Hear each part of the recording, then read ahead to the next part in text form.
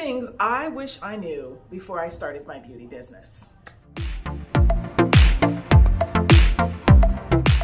All right, first thing, I wish I knew that I didn't freaking have to run around like a crazy person trying to book people's appointments, texting, calling, emailing back and forth. Hey, what about this date? What about this date? What about this date? What about this date? What about this date? I was totally horrible at actually putting the appointments in my calendar.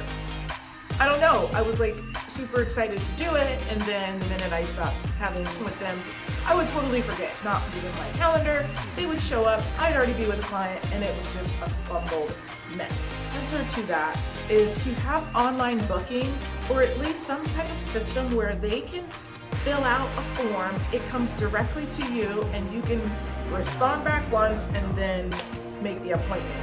Actually, that even fails most times anyway too, because to that person, or email them back and they'll be like, oh no, I can't do that time. Oh no, I can't do that time. So then that leaves you going back and forth, going to your calendar back and forth. So the quicker you can get online booking done and set up, the better. Number 2, I wish that I knew that I didn't have to spend all my freaking hours on social media.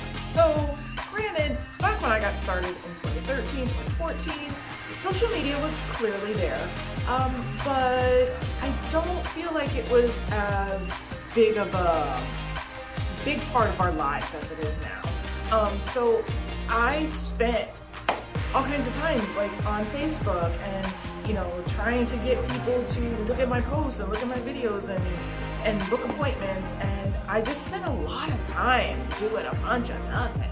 That didn't really get me a lot of appointments. So now we don't have to spend hours and hours as beauty professionals on social media. Sure, there's a place for it. Sure, you need to, be social on social media via your business, but you don't have to spend that time trying to get clients through social media. So I think that's actually an aha moment.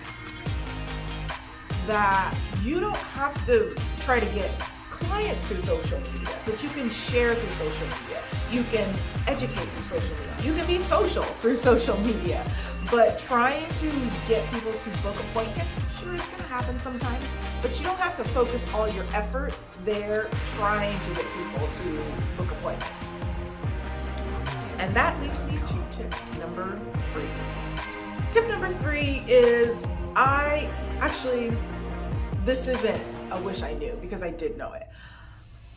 I think what I wish I knew was that I did need a website, but I also needed to know how to make that website work for me. So it wasn't just a place floating around on the interwebs. It was actually a functional piece of marketing for me that once set up correctly, it would totally work for me 24/7, 365. So if it's set up correctly, it's gonna be out there basically shouting, hello, come get your nails done by me, come get your hair done by me, come get your lashes done by me, because I'm the best. Look at my reviews, look at my services. Those are the type of things you want your website to be doing for you, so you don't have to do it as much. And if you are, you're not doing it through social media and begging and asking people, why haven't you booked yet?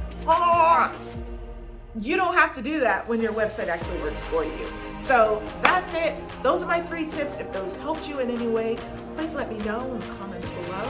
And if you think someone else in the beauty industry would find this helpful, then link to them as well. Thank you so much. Like, share, and subscribe, and I'll see you on the next video.